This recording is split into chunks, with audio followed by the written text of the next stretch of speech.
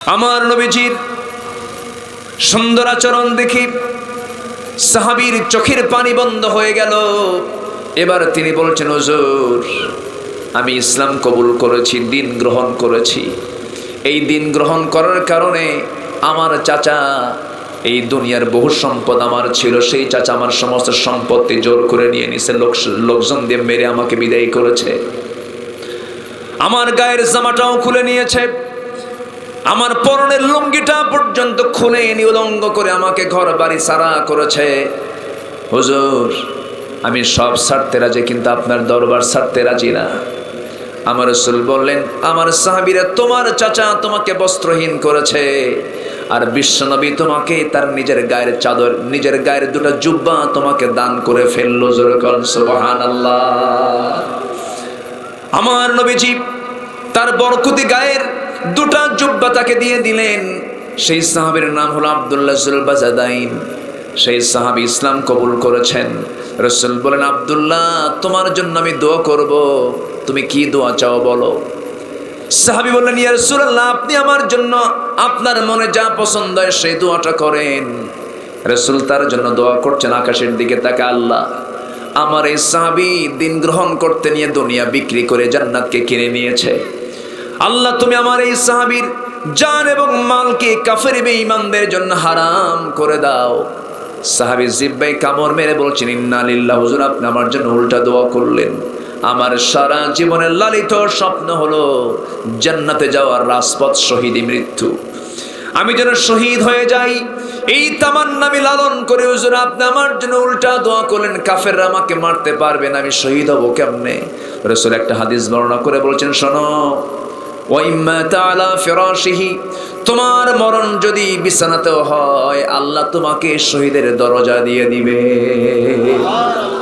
রাসূল বলেন, এই যে কোরআন তুমি নাও, সুন্দর করে তেলাওয়াত করো। ইন্নাল্লাযীনা ইয়াতলুনা কিতাবাল্লাহ, তিনটা কাজ করবে, লস হবে না।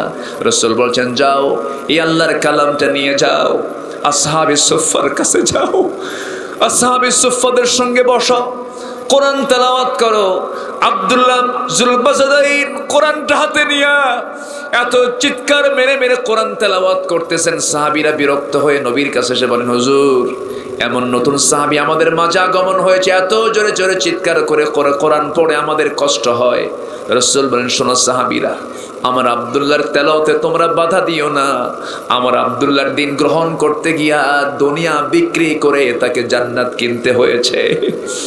আউযু বিল্লাহি মিনাশ শাইতানির রাজীম। বিসমিল্লাহির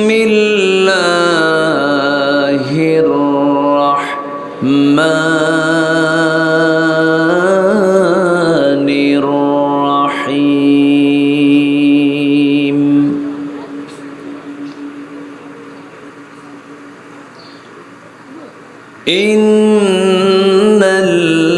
ইন্নাল্লাযীনা ইয়াতলুনা কিতাবাল্লাহি ওয়া আকামুস সালাহ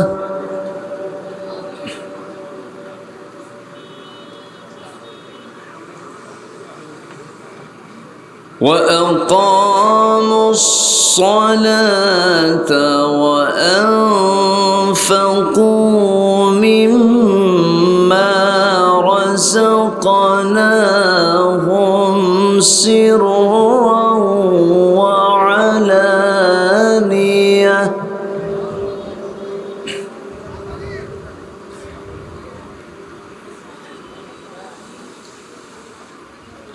سرا وعلانية يرجون تجارة لن تبور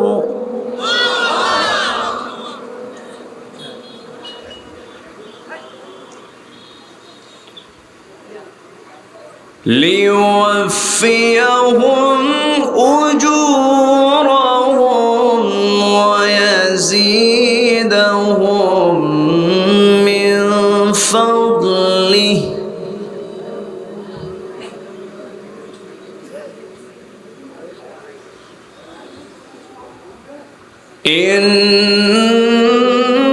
إنه غفور شكور.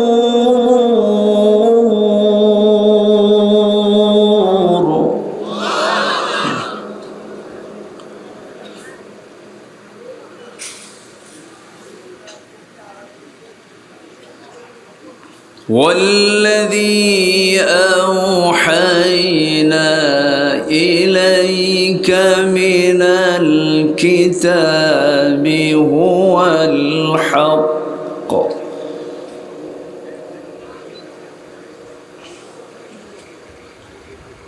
هو الحق مصدقا لما بين يديه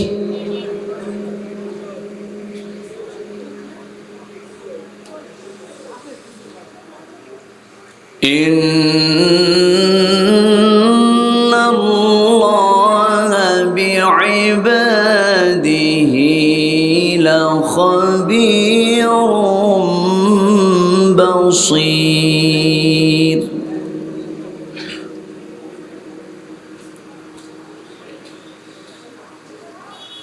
الله أكبر. بسم الله الرحمن الرحيم.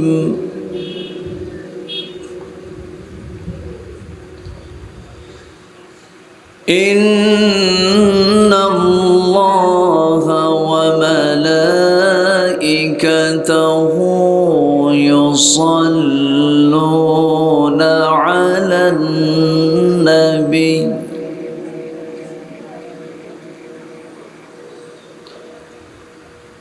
يا أيها الذين آمنوا صلوا عليه وسلموا تسليما.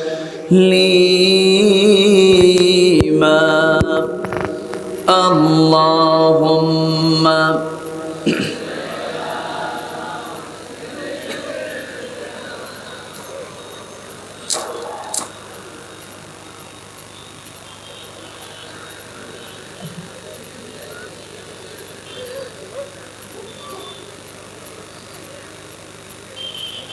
একটু মোহাব্বত দিয়ে নবীর প্রেমে মাতোয়ারা হয়ে জবান খুলে আওয়াজ দিয়ে সবাই বলুন আল্লাহুম্মা।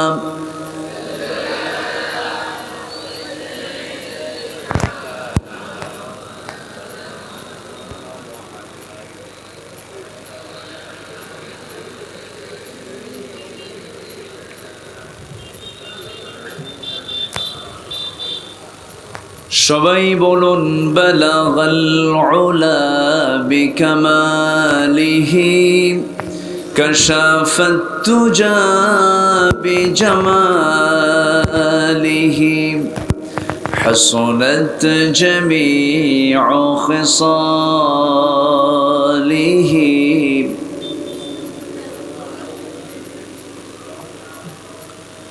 सूरत यूसुफ बिदारी हिकमत लुक़मान मां कारी क़ुरआन बारी ये है दिले सादे माने मां बलगल उला।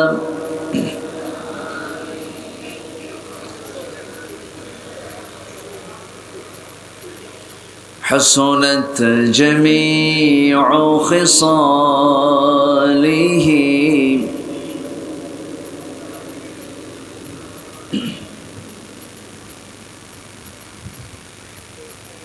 প্রাকৃতিক সৌন্দর্যের অপরূপ লীলাভূমি খুলনা অঞ্চলের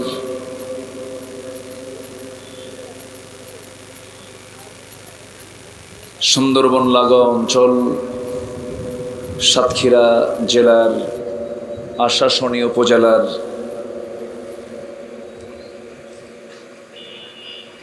ইসলামী সমাজ কল্যাণ পরিষদ কল্যাণপুর মাহফিল ইন্তেজামি কমিটি কর্তৃক আয়োজিত প্রথম বার্ষিকী তাফসীরুল কোরআন মাহফিল 2024 দুদিনব্যাপী তাফসীর মাহফিলের সমাপনী দিবসের সম্মানিত সুযোগ্য সভাপতি জনাব মাওলানা আব্দুস সবুর, আজকের মাহফিলের প্রধান অতিথি মাননীয় সাংসদ, বরেণ্য অতিথি মাননীয় চেয়ারম্যান মহোদয় জনাব আলহাজ আবু দাউদ ঢালি সাহেব, আমার পূর্বে দীর্ঘ সময় ধরে, হয়তো আমি এত সময় ওয়াজও করতে পারবো না, অনেক লম্বা সময় ধরে তিনি আপনাদের হৃদয়ের খোরাক জুগিয়েছেন। বিশিষ্ট সঙ্গীত শিল্পী, আমার অত্যন্ত কাছের মুহতারাম জনাব আইনজীবী রুকনুজ্জামান, উপস্থিত হাজারাত ফদলাইজাম, সুশীল সমাজ, জাতির শ্রেষ্ঠ সন্তান শিক্ষক মণ্ডলী, জাতির বিবেক সাংবাদিকবৃন্দ, সামনে উপস্থিত দূরে কাছের বিভিন্ন স্থান থেকে ছুটে আসা কালেমার ঝান্ডাবাহী, তাওহীদের পতাকাবাহী, দ্বীন ইসলামের নর শারদুল বীর মুজাহিদ, প্রাণ প্রিয় সম্মানিত দ্বীনি ভাইরা, আড়ালে বসে আছেন শ্রদ্ধেয়া সম্মানিতা মা বোনেরা, আলোচনার সূচনায় আনুষ্ঠানিকতার মধ্য দিয়ে আমার পক্ষ থেকে আবারও দিল খোলা সালাম, আসসালামু আলাইকুম ওয়া রাহমাতুল্লাহি ওয়া বারাকাতুহু। সবাই কেমন আছেন? আমাকেও প্রশ্ন করলেন। আল্লাহ তাআলা আমাকে আপনার মতোই আপনার কাতারেই রেখেছেন। বলছি আলহামদুলিল্লাহ, আবারও বলছি আলহামদুলিল্লাহ। কোরআনের মাহফিলে এসে ধৈর্যের পরিচয় দিতে হবে সবচেয়ে কম না সবচেয়ে বেশি? আজকের মাহফিলে ধৈর্যের পরিচয়টা হলো শেষ পর্যন্ত, মোনাজাত পর্যন্ত এখানে বসে থাকা। সবাইকে থাকতে রাজি আছেন? এলাকায় কি দোয়া হয়? হাত তুলে দোয়া হয় তো নাকি? আমার দেশে তো আবার এগুলো নিয়ে বেশি মারামারি, দোয়া নিয়ে মারামারি। তারাবির নামাজ 8 রাকাত 20 রাকাত, এরপরে বেতের নামাজ 3 রাকাত 1 রাকাত। রসুল নূর মাটি, রসুল নবুয়ত পাচ্ছেন 40 বছরে, তিনি আগে নবী, শিশু হয়ে নবী না 40 বছরের নবী? এগুলো নিয়ে মাঝখান দিয়া আমরা করি মারামারি, আর ইহুদি খ্রিস্টানরা সবাই হাসাহাসি করে। তো যাই হোক, আমাকে সময় দিচ্ছেন তো আপনারা নাকি? তাহলে আজকের মাহফিলে ধৈর্যের পরিচয় হলো কি বলেন তো? থাকবো তো আমরা ইনশাআল্লাহ? দোয়া করে যাব তো? এখানে আসার সুযোগ দিয়েছেন যে মহান রব, সেই মহান রবের শানে বলে উঠছি আলহামদুলিল্লাহ। আবারও বলছি আলহামদুলিল্লাহ। চিৎকার মেরে বলছি আল্লাহুম্মা ইন্নী আসআলুকা আল হুদা ওয়াত তুকা ওয়াল আফাফা ওয়াল গিনা।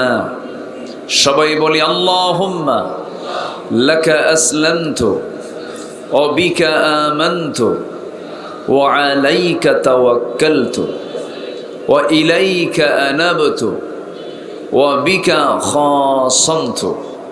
সবাই একটু আওয়াজ দিয়ে বলি আল্লাহুম্মা আইন্নি আলা যিকরিকা ওয়া শুকরিকা ওয়া হুসনি ইবাদাতিকা। আমরা আল্লাহ তাআলার শুকর আদায় করে নিলাম। সম্মানিত হাজিরিন, দীর্ঘ সময় ধরে আপনারা স্লোগান দিতে দিতে ক্লান্ত হয়ে গেছেন। আমি শেষ ক্লাসে বসেছি, আমার পরে তার কোনো মেহমান নাই। আমার পরে আর কোনো মেহমান আছে নাকি? নাই। তাহলে আল্লাহ তাআলা আমাকে আমার মুখ থেকে, জবান থেকে সেই কথাগুলো বের করে দেন যে কথাগুলো মুসলিম উম্মার জন্য এই মুহূর্তে দারুণ প্রয়োজন। জোরে বলি আল্লাহুম্মা আমিন। জোরে বলি আল্লাহুম্মা আমিন। আমরা কোনো ব্যক্তির মস্তিষ্ক প্রসূত কোনো কথা আমরা এখানে শুনতে আসেনি।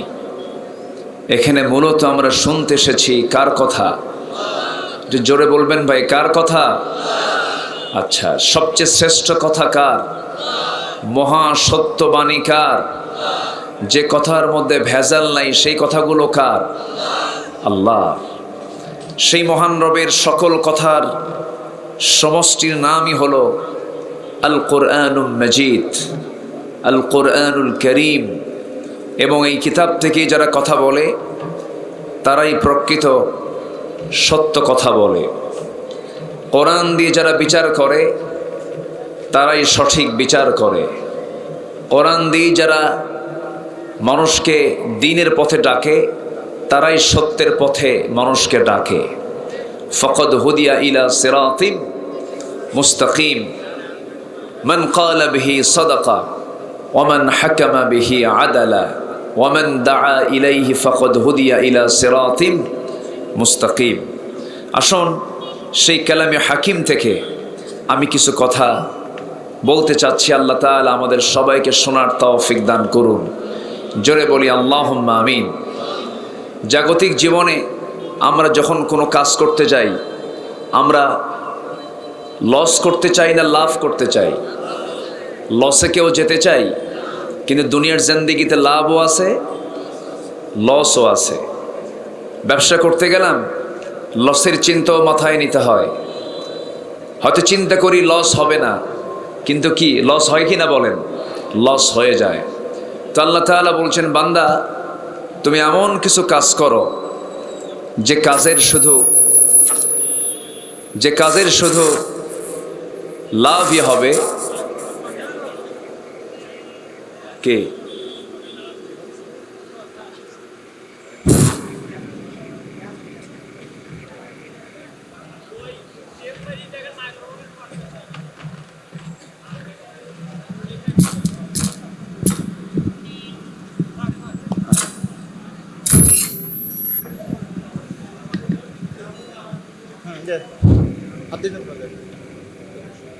জি, ওই লোকগুলো ওঠে কেন? হ্যাঁ,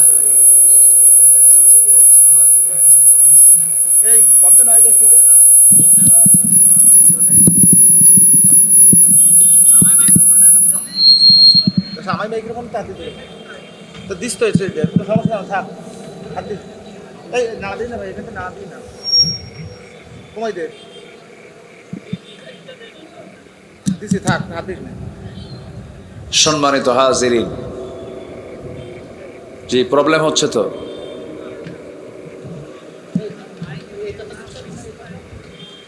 সম্মানিত উপস্থিতি, তাহলে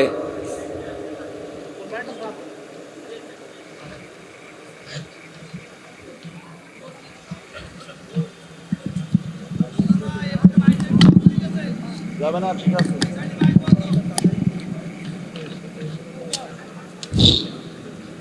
কই ঠিক হয়নি তো।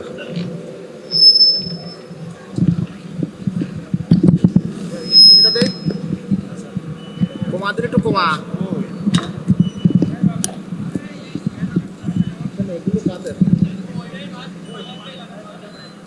এটা আবার ঘুরিয়ে দিস তো, আমি এটা ঘুরাই দিছি তো। এটা এটা এটা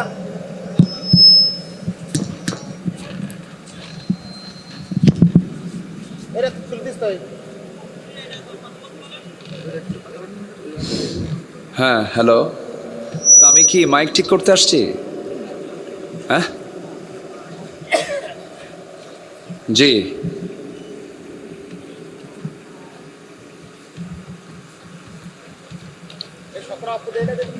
ভাই আমরা যেটা করতেছি উপস্থাপন করতেছিলাম ওইটা দেন দেন আল্লাহ হ্যাঁ উপস্থাপন যেটা হচ্ছিল ওইটা দেন এতগুলো লাগবে একটা থাক শুধু একটা দেন তাই ব্যাস এই ট্যাপটা দেশি গ্রিন ট্যাপ ট্যাপ ট্যাপ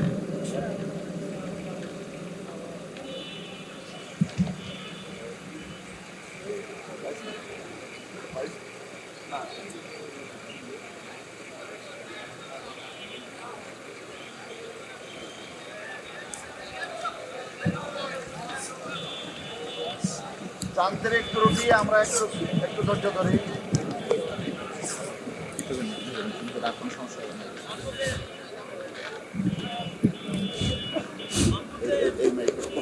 চলা জি, আমরা বলি আলহামদুলিল্লাহ।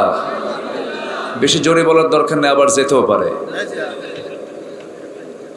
কোথায় আওয়াজ তো নাই।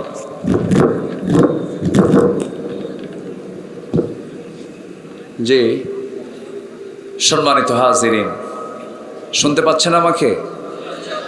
সবাই শুনতে পাচ্ছেন তো? জি, আল্লাহ তাআলা সবাইকে দিল থেকে কোরআন বুঝতে হবে। মাথা দিয়া না দিল দিয়া? কোরআন বুঝতে হবে কি দিয়া? নাজ্জালনা আলা কলবিক, হে রাসূল আমি আপনার দিলের উপরে কোরআনটা নাজিল করেছি। জোরে বলি আলহামদুলিল্লাহ। সম্মানিত হাজিরিন, কোরআন শোনার জন্য আমি প্রথমেই বলেছি একটু ধৈর্য দরকার, একটু মেহেরবানি করে বসবেন। আমি দুটো আয়াত আমি তেলাওয়াত করেছি। আল্লাহ বলছেন তিনটা কাজ করে আসো, তিনটা কাজ করলে কোনো লস নাই। সুবহানাল্লাহ বলেন। পৃথিবীর ব্যবসায় ঝুঁকি আছে না নাই বলেন তো? লসও আছে, লাভও আছে। কিন্তু আল্লাহ তাআলা বলছেন বান্দা তুমি যদি তিনটা কাজ করতে পারো কখনো তোমার এই ব্যবসায় লস হবে না। জোরে বলি সুবহানাল্লাহ। আসুন সোজা আমরা এই আয়াতের দিকে আস্তে আস্তে চলে যাচ্ছি। আমরা ঠিক সেই মুহূর্তে এখানে একত্রিত হয়েছি যে সময় গোটা পৃথিবীটা অশান্ত, পৃথিবীর কোথাও শান্তি বিরাজ আমরা লক্ষ্য করছি না। মাত্র 1 কোটি ইহুদি 180 কোটি মুসলমানকে অস্থির করে রেখেছে। কি আমি কি ভুল বলছি? ইহুদির সংখ্যা কয় কোটি আর মুসলমানের সংখ্যা কয় কোটি?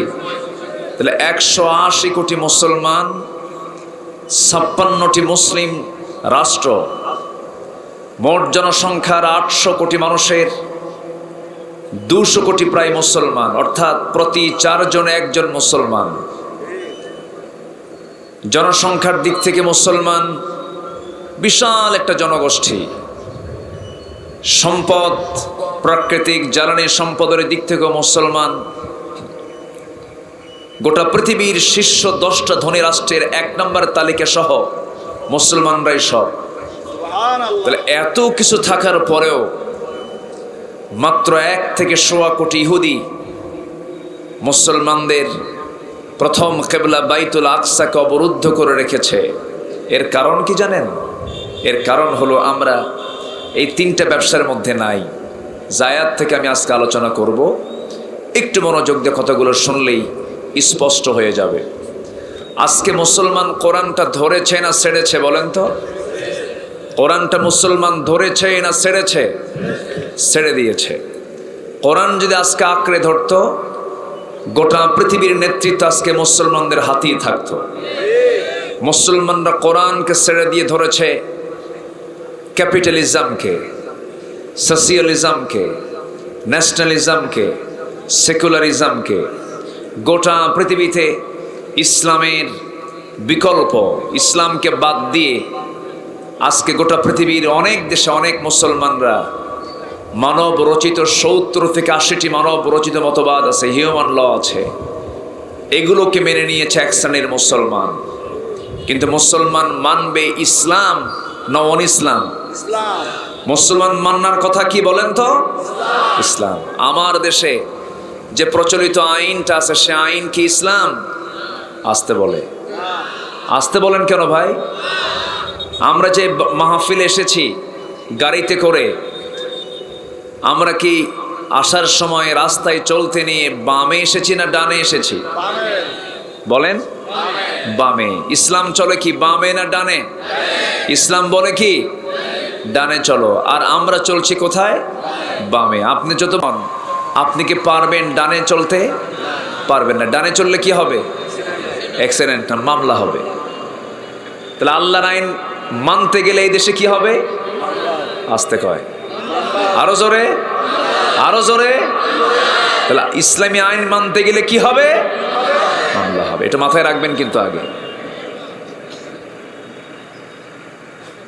সম্মানিত ভাইয়েরা, আমরা অনেকে ভাবি কি জানেন, টাকা আছে হজে যাব, মসজিদ মাদ্রাসা একটা বানায় দেব, 5 ওয়াক্ত নামাজ পড়ব, আল্লাহ আমারে জান্নাত না দিয়ে যাবে কোথায়? এরকম সস্তা জান্নাত খোঁজার মতো কিছু লোক আমার দেশে আছে না নাই? আর মুসলমানের চরিত্র আজকে কেমন হয়েছে জানেন? ওই যে এক রাষ্ট্র ঘোষণা করেছে যে পরিবারে 5 সন্তান হবে তাকে রাষ্ট্রপতি মাসে 30,000 টাকা করে গভর্নমেন্ট ওই পরিবারে প্রতি মাসে তাদেরকে দেবে, এই ভাতা তাদেরকে দেবে। তো এক বেচারির 4 সন্তান আছে কিন্তু 5টা মিলে নাই। তো বউকে ডাক দিয়ে বলে, বউ তোমার ঘরে আমাদের ঘরে তো 4টা সন্তান, তার একটা সন্তান আমার আছে, সেটা হলো আমার বান্ধবীর ঘরে, আমার গার্লফ্রেন্ডের একটা বাচ্চা আমার আছে, তো তুমি যদি বলো তাহলে সেটা নিয়ে আসলে 5টা পূরণ হবে, মাসে মাসে 30,000 টাকা পাবো। বউ বলছে ঠিক আছে যাও নিয়ে আসো। তো সে অবৈধ বাচ্চাটা নিয়ে আসছে। নিয়ে আসার সঙ্গে সঙ্গে এসে দেখে যে আরো 2টা বাচ্চা নাই। তখন বউরের স্বামী বলে, কি ব্যাপার, আমার আবার ওই 2 বাচ্চা গেল কই? কি সংবাদ শুধু কি তুমি জানো? এই 2 বাচ্চা যার, সে আবার নিয়ে গেছে 2টা। কথা কি বুঝতেছেন আমার? কথা কি বোঝা যায়? আজকে মুসলমান ইসলামকে ছেড়ে দিয়েছে। একই কমিটি মাহফিলের আয়োজন করে, আবার যাত্রার আয়োজন করে। আছে কিনা বলেন? একই মুসলমান নামাজও পড়ে, সুদও খায়। আছে না নাই? 1 কোটি ইহুদি পিটাবে না তো কি করবে? কষ্ট পাচ্ছেন নাকি আপনারা? কথা বলি, কোনো কষ্ট নাই তো? জোরে বলি ইনশাআল্লাহ। আমাদের মধ্যে তো হিংসা নাই, আছে? আমাদের মধ্যে কি হিংসা আছে? হিংসা করলে কি আমল কবুল হয়? বলেন, হিংসা করলে কি আমল নিজের মধ্যে থাকে? থাকে না। এক বেচারি বিয়ে করবে, আগের যুগে বিয়ে করতে মানুষ ঘোড়ায় চড়ে। তো গ্রামের এক লোকের ঘোড়া আছে, তার কাছে গিয়ে বলতেছে, ভাই ঘোড়াটা দিবা নাকি? কেন? আমার অমুক দিন বিয়া। তো ঘোড়াওয়ালা কয়, তোর মতো লোকরা আমি ঘোড়া দেবো না, যা। মনটা খারাপ করে চলে আসছে বাড়িতে। সবে কদরের রাত্রে গিয়ে দোয়া করে, আল্লাহ তোমার কাছে আজকে আমার কোনো চাওয়া নাই, চাওয়া একটাই, ওর যেন ঘোড়া মরে। ওর যেন কি মরে? ঘোড়া মরে। দোয়া টোয়া কইরে বাড়িতে গিয়ে দেখে ওর মার চোখে পানি। কে মা তুমি কান্দো কেন? বাবা তোর গরু মরছে। কি মরছে? গরু। দোয়া কি কবুল হয়নি? হয়েছে, কিন্তু মালাকুল মউত গেছে কিসের কাছে? যাওয়ার কথা ঘোড়ার কাছে গেছে। কার কাছে? কার গরু? যে দোয়া করছে। আজকে হিংসার আগুনে জ্বলে পড়ে সারখার হয়ে আমরাই শেষ হয়ে যাচ্ছি। আজকে হালাল হারাম আমরা বাঁচতেছি না। আমাদের কাছে কিন্তু এরকম প্রশ্ন আসে না যে হুজুর হারাম খাদ্যের ফলাফল কি, হারাম উপার্জনের ফলাফল কি? আচ্ছা, এই কথা কিন্তু আমাদের কানে কেউ বলে না। পিন্টু সাহেব না আজকের অতিথি, উনি কিছু টাকা দান করেছেন, 1005 টাকা দিয়েছেন। আল্লাহ তুমি তার দানকে কবুল করো, জোরে বলি আমিন। আচ্ছা, না বললেও তো সমস্যা, একটু বলাও দরকার, তাই না? আচ্ছা জি, আমার দিকে তাকান, কষ্ট পাচ্ছেন নাকি আপনারা? আমাদের কাছে প্রশ্ন আসে না এমন যে হুজুর সুদের ব্যাপারে আপনি কিছু ওয়াজ করেন, বলেন না জেনার বিরুদ্ধে কথা বলেন। আমাদের কাছে প্রায় প্রশ্ন আসে হলো হুজুর হাতটা কি নাভিতে বাঁধবো না বুকে বাঁধবো? আমাদের কাছে এই প্রশ্নগুলো আসে, খুব দুঃখজনক বিষয় এগুলো। এক বেচারি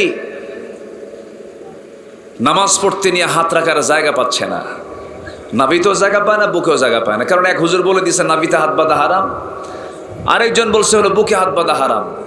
সে বেচারি এখন হাত বাঁধতে নিয়ে বেকায়দায় পড়ে নাভিতে না বুকে না, আল্লাহু আকবার কপালে। কই গেছে? কপালে। আজকে সুদের ব্যাপারে কেউ কথা বলতে চায় না, আজকে জেনার বিরুদ্ধে কথা বলে না, নর্তকে নিয়ে এসে সাতক্ষীরায় নাচানাচি হয়, আছে না নাই? কেউ কথা বলে না। সম্মানিত ভাইয়েরা,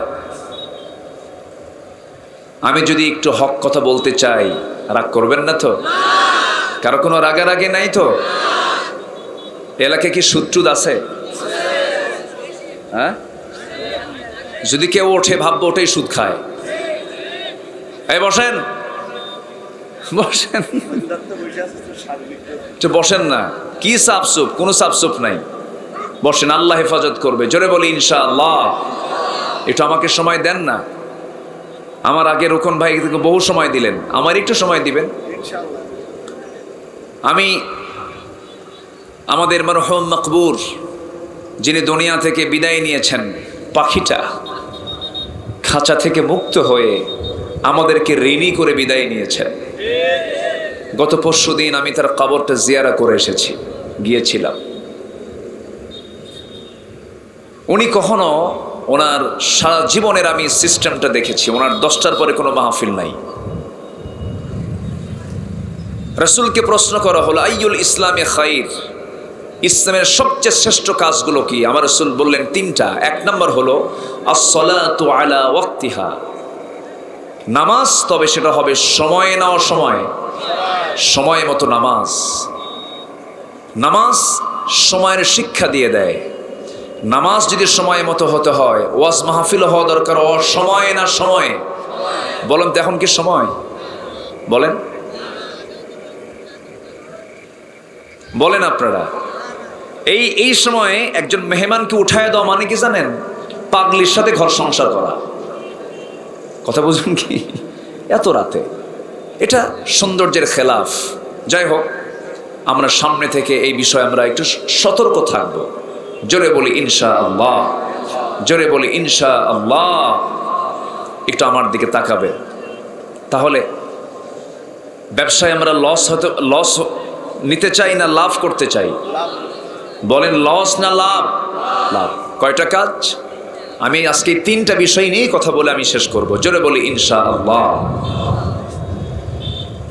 সেই আয়াতটা হলো সূরাতুল ফাতির, আয়াত নম্বর 29, সূরা নম্বর 35। আল্লাহ রাব্বুল আলামিন সুন্দর করে বলছেন, যারা পারেন ঠোঁট মিলিয়ে বলুন, ইন্নাল্লাযীনা ইয়াতলুনা কিতাবাল্লাহি ওয়া আকামুস সালাহ ওয়া আনফাকু মিম্মা রাযাকনাহুম সিররান ওয়া আলানিয়াতান ইয়ারজুনা তিজারাতান লান তাবুর। জোরে বলুন আল্লাহু আকবার।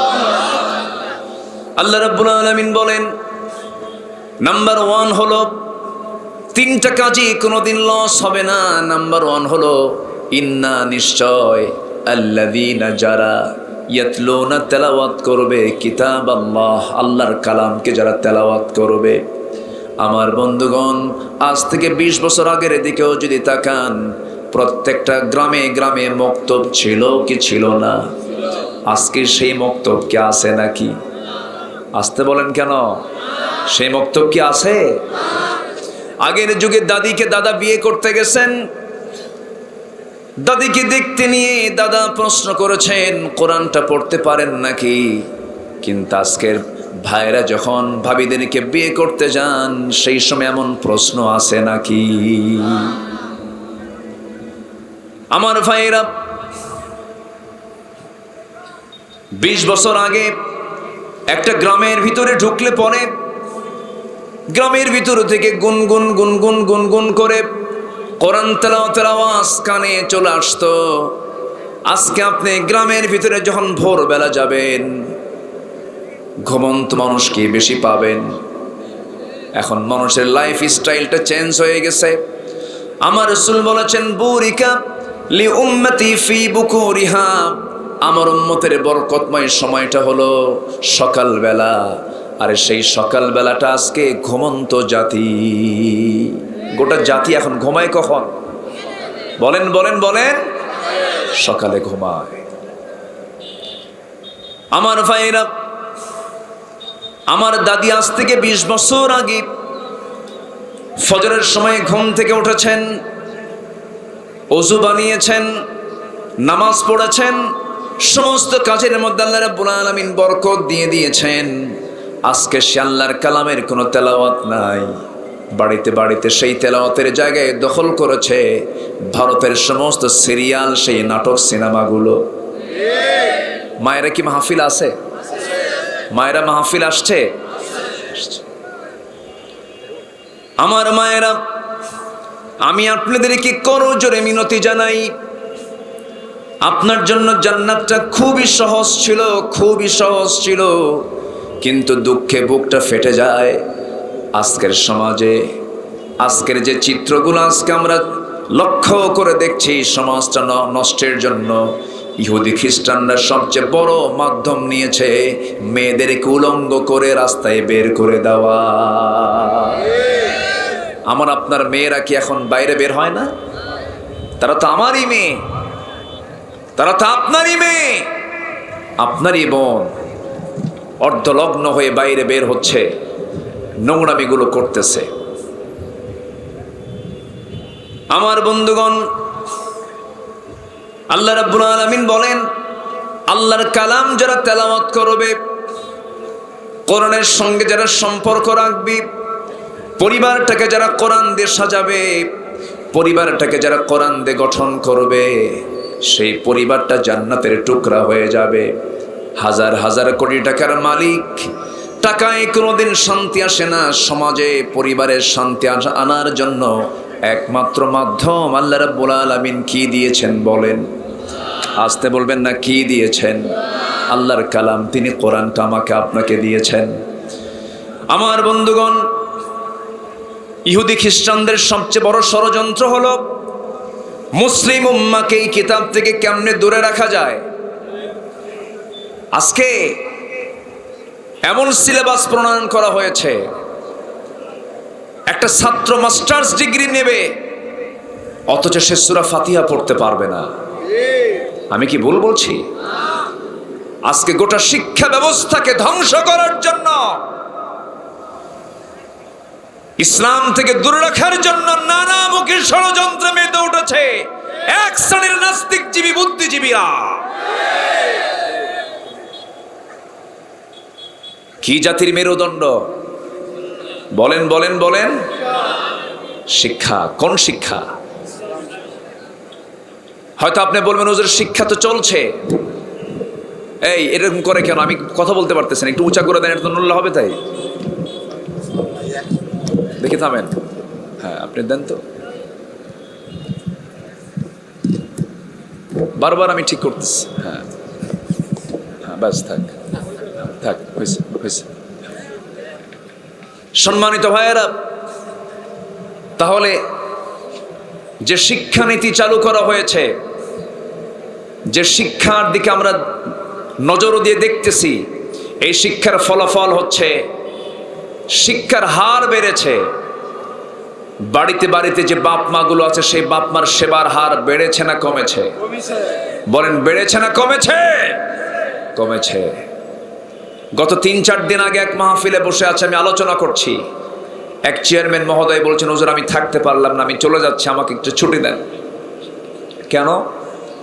ফোন আসলো কিছুক্ষণ আগে, এক সন্তান তার মাকে বটি দিয়ে জব করছে। যেরকম নাউজুবিল্লাহ, আছে না নাই বলেন তো? সম্পত্তি নিয়ে, সম্পত্তির লোভে বাবার লাশ সন্তান টুকরো টুকরো করে গুম করে ফেলছে। এগুলো কি শিক্ষার ফলাফল? এগুলো কি শিক্ষার ফলাফল? না, এই ভুলটা কেউ করবেন না। সবার কাছে আমার করজে অনুরোধ, সন্তানটাকে যা বানান, ওকে এমপি বানাবেন, মন্ত্রী বানাবেন, সচিব বানাবেন, জজ বানাবেন, ব্যারিস্টার বানাবেন, সেনাবাহিনীর তাকে অফিসার বানাবেন, ডিসিএসপি, যা বানান, কোনো আপত্তি নাই। আগে সিনার মধ্যে কোরআনটা তুলে দেন। আগে সিনার মধ্যে কি তুলে দিতে হবে? কোরআন তুলে দিতে হবে। নচেত আপনিও নিজে বিপদে পড়বেন, আপনিও নিজে বিপদে পড়বেন। আমি অনেক ফ্যামিলি দেখেছি। ঢাকায় একটা মসজিদে জুমার খুতবা দেই। এই সুবাদে প্রায় 17 বছর 18 বছর যাবৎ কিছু মুসল্লির সঙ্গে আমার ব্যক্তিগত কিছু সম্পর্ক। অনেক বড় বড় ব্যক্তি তারা, আমরা যাদেরকে অনেক বড় মনে করি, বড় বড় সচিব, বড় বড় ডিসিএসপি, বুড়ো হয়ে গেছে, বয়সের ভারে বার্ধক্যজনিত কারণে বাড়িতে পড়ে আছে। চোখের পানি মুছতে মুছতে বলে, হুজুর, সন্তানগুলোকে অনেক বড় কিছু বানালাম, কিন্তু আল্লাহওয়ালা বানাতে পারিনি, কোরআন হাতে তুলে দিতে পারিনি। ওই সমস্ত সন্তানকে শিক্ষিত না বানায় যদি মূর্খ বানায় রাখতাম, অন্তত সন্তানগুলো আমাদের খেদমত করত। আজকে ওই বৃদ্ধাশ্রমে কোনো মূর্খের বাপ মা বৃদ্ধাশ্রমে থাকে না, বৃদ্ধাশ্রমে রেখে আসছে কেউ না কেউ, ওই সমস্ত বৃদ্ধকে রেখে আসছে যাদের সন্তানগুলো কেউ না কেউ ডাক্তার, কেউ না কেউ ইঞ্জিনিয়ার, কেউ না কেউ বড় বড় কর্মকর্তা। আমার এই নিজের 2 চোখ সাক্ষী। আমি ঢাকার গাজীপুরে বৃদ্ধাশ্রমে একদিন ঢুকলাম, ঢুকে দেখি কিছু বুড়ো মানুষ, অভিজাত বংশেরই মনে হলো। প্রশ্ন করলাম, ব্যাপারটা কি, এখানে কেন? আমার সন্তান গুলশান থাকে, আমার সন্তান বাড়িধারা থাকে, তাদের সময় নেই আমাদের খেদমত করার, সময় নেই, তারা খুব ব্যস্ত। মাসে মাসে আমাদেরকে এখানে টাকা দেয়, আর এই লোকগুলো আমাদেরকে দেখে। যে শিক্ষার ফলাফল হলো বাপ মাকে দেখার সময় নাই, সেই শিক্ষার মুখে আমরা থুতু মারি, ঠিক কিনা? আল্লাহ বলছেন, যারা আল্লাহর কালাম তেলাওয়াত করে তাদের কোনো লস নাই। সুবহানাল্লাহ বলবেন না? জোরে বলে সুবহানাল্লাহ। আমার ভাইয়েরা, রাসূলকে প্রশ্ন করা হলো, হে রাসূল, ইসলামের শ্রেষ্ঠ কাজগুলো কি কি আপনি বলে দেন। আমার রাসূল বললেন, সময় মতো নামাজ পড়ো। নাম্বার 2 হলো বিররুল ওয়ালিদাইন, পিতামাতার সঙ্গে সুন্দর আচরণ করো। নাম্বার 3 হলো ওয়াল জিহাদ ফি সাবিলিল্লাহ, আল্লাহ রাস্তায় জিহাদ করো। আমার বন্ধুগণ, এখানে কিন্তু আল্লাহ রাব্বুল আলামিনের পেয়ারা হাবিব 3টা গুরুত্বপূর্ণ বিষয় তিনি টাচ করেছেন। একটা হলো নামাজের বিষয়টা। আজকে দেখেন, দেশ স্বাধীন হলো 71, আজকে 2024 সাল, 53 বছর, এই বিশাল একটা সময় পার হয়ে গেল। আল্লাহ বললেন, আমি যে সমস্ত ব্যক্তিকে রাষ্ট্রীয় ক্ষমতা দান করব, তারা 4টা আইন সমাজে চালু করবে। এর মধ্যে জাতিকে জাহান্নাম থেকে বাঁচার জন্য জাতির মধ্যে চালু করে দেবে কয় ওয়াক্ত নামাজ। আসতে বলবেন না, কয় ওয়াক্ত নামাজ।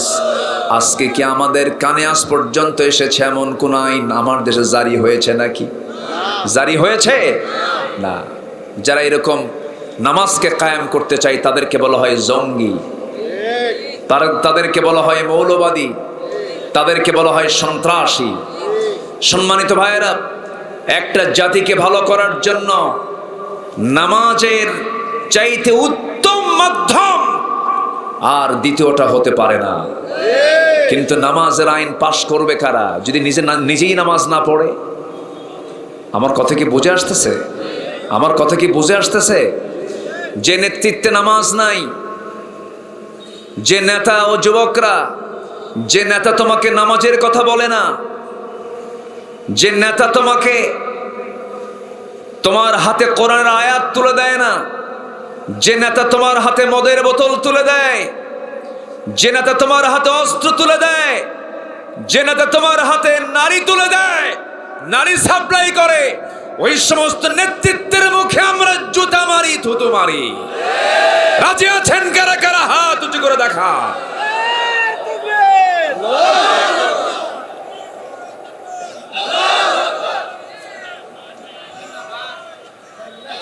আমার নেতা তোমার নেতা,